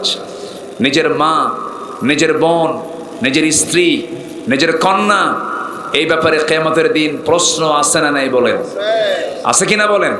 এই জন্য সবার বাড়িতে যেহেতু মেয়ে মানুষ আছেন, কারো মা আছেন, কারো স্ত্রী আছেন, কেউ না কারো এরকম সম্পর্কের আছেন, সবার দিকে আমাদের খেয়াল করার দরকার। বলেন এটা কি আছে না নাই? এই দায়িত্ব কি নফল না ফরজ? ফরজ দায়িত্ব। বাবা হিসাবে ফরজ, ভাই হিসাবে ফরজ, স্বামী হিসাবে ফরজ, কিন্তু আমরা খেয়াল করি না, আমরা এটা নজর রাখি না। মার্কেট করার দায়িত্ব কি নারীর না পুরুষের? এখন কিছু কিছু পুরুষ দায়িত্ব দিছে তুই মার্কেট কর, আছে কি না? এগুলো মনে আশা শুনি নাই, আছে কি না? আছে। এই নোংরামিগুলো করা যাবে না। মেয়েরা সাজবে পর পুরুষের সামনে আর স্বামীর সামনে, কার সামনে সাজবে? কিন্তু মেয়েরা কি এখন সাজে বেশি কোথায়? স্বামীর সামনে। হ্যাঁ, এই সমস্ত নোংরামিগুলো আল্লাহ তাআলা মাদের থেকে আল্লাহ তাআলা মাইনাস করে দেন। জোরে বলি আল্লাহুম্মা আমিন। আল্লাহ তাআলা এলাকার মাদেরকে পর্দায় থাকার তৌফিক দান করুন, দিন মেনে চলার তৌফিক দান করুন, কোরআন মেনে চলার তৌফিক দান করুন। তবে হ্যাঁ, এই ওয়াজ মাহফিল হয়তো ব্যক্তিগত হয়তো চেঞ্জ হতে পারে, কিন্তু সমাজের সামগ্রিকভাবে এই বেহায়াপনা বন্ধ করার জন্য অবশ্যই দিন কায়েমের দরকার আছে না নাই? আসতে বলবেন না, আছে না? আছে। বেশি না, কালকে যদি বলা হয়, প্রশাসন থেকে যদি বলা হয় আগামীকাল থেকে রাস্তায় কোনো মহিলা তার নিজের সাদা চামড়া, তার গায়ের চামড়া দেখাতে পারবে না, কোনো মহিলার ক্ষমতা আছে? ক্ষমতা আছে? ক্ষমতা নাই। আমি আপনি ওয়াজ করে যতটুকু উপকার হবে, শুধু একটা বার যদি বলা হয় সব সোজা হয়ে যাবে, ঠিক কি না? এই জন্য আল্লাহ তাআলা নামাজ কায়েমের কথা বলেছেন। আল্লাহ তাআলা বলছেন দুটা কাজ। 2 নম্বর কাজ হলো যারা, 1 নম্বর যারা আল্লাহর কালাম তেলাওয়াত করবে সেই কাজে কোনো লস নেই। ওয়া কামুস সালাহ, যারা নামাজ কায়েম করবে এই কাজেও কোনো লস নাই। জোরে কোন আল্লাহু আকবার। নম্বর 3 হলো, শেষের দিকে আস্তে আস্তে চলে যাচ্ছে, আল্লাহ রাব্বুল আলামিন বলেন ওয়া আনফাকু মিম্মা রাযাকনাহুম সিররান ওয়া আলানিয়াতান ইয়ারজুনা তিজারাতান লান তাবুর। নম্বর 3 হলো, 1 নম্বর আল্লাহর কালাম যারা সুন্দর করে তেলাওয়াত করবে, আল্লাহর কালামের সঙ্গে যারা সম্পর্ক রাখবে। নাম্বার 2, যারা নামাজ কায়েমের সংগ্রাম করবে। নামাজ কায়েমের সংগ্রাম করতে নিয়ে যদি তার পিছনে যদি নানা শত্রুর জন্ম হয়ে যায়, শত্রুর সঙ্গে বন্ধুত্ব হবে না, শত্রুর সঙ্গে মোকাবেলা করেছেন মুহাম্মদ সাল্লাল্লাহু আলাইহি ওয়াসাল্লাম। নাম্বার 3 হলো, আল্লাহর পথে যারা প্রকাশ্যে গোপনে দান করবে। আল্লাহর দিন বিজয়ী করার জন্য অর্থের দরকার আছে না নাই? মালের দরকার আছে না নাই? এই জন্য আল্লাহ রাব্বুল আলামিন বলছেন, বান্দা আমি তোমাকে জান্নাত দেব, তুমি আমাকে 2টা জিনিস দিয়ে নিশ্চিত করে ফেলো। তুমি আমাকে জান মাল দিয়ে দিবা, মাল জান দিয়ে দিবা, আমি তোমাকে জান্নাত নিশ্চিত করে দেব। জোরে বলুন সুবহানাল্লাহ। ইন্নাল্লাহ ইশতারা মিনাল মুমিনিনা আনফুসাহুম ওয়া আমওয়ালাহুম বিআন্না লাহুমুল জান্নাহ। আমি তোমাকে জান্নাত দেব, মাল এবং জান তুমি আমার জন্য বরাদ্দ করে দেবে, আমি তোমার জন্য জান্নাত বরাদ্দ করে দেব। আল্লাহ তাআলা বলছেন এই তিনটা কাজ তুমি করবে। আল্লাহ বলছেন আল্লাহ রাব্বুল আলামিন বলছেন সিররা ওয়া আলানিয়াতান ইয়ারজুনা তিজারাতান লান তাবুর। আশা করা যায় লানে তাকিদ। আল্লাহ রাব্বুল আলামিন বলছেন আশা করা যায় এই ব্যবসায় কখনো লস হবে না। যেরকম সুবহানাল্লাহ। আমরা এই তিনটা কাজের সঙ্গে আমাদের জীবনটাকে সাজিয়ে ফেলবো। আল্লাহ কবুল করুন।